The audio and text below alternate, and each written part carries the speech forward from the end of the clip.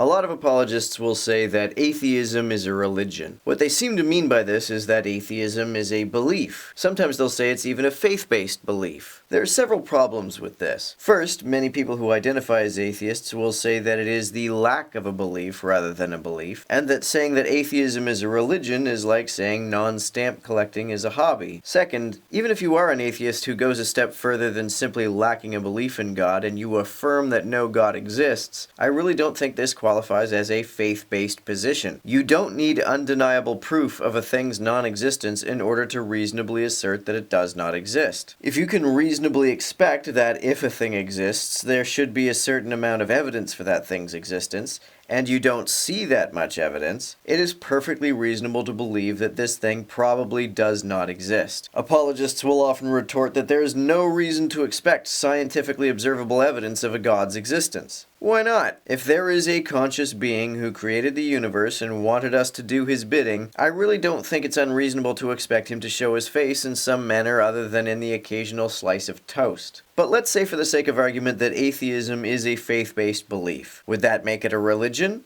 No. I like William James's definition of religion. Religion shall mean for us the feelings, acts, and experiences of individual men in their solitude, so far as they apprehend themselves to stand in relation to whatever they may consider the divine. And his definition of divine is such a primal reality as the individual feels impelled to respond to solemnly and gravely, and neither by a curse nor a jest. Atheists may not regard anything as divine, and those who don't cannot be said to follow any religion by this definition. Also, when we think of a religion, we usually think of some kind of clergy, rituals, observances, etc., and atheism features none of these things. But the really funny thing about religious people who say that atheism is a religion is that they seem to be trying to discredit or insult atheism by doing so. It's as though they are saying, you shouldn't criticize my irrationality because you're being irrational too. You are being just as unreasonable as we religious folks are.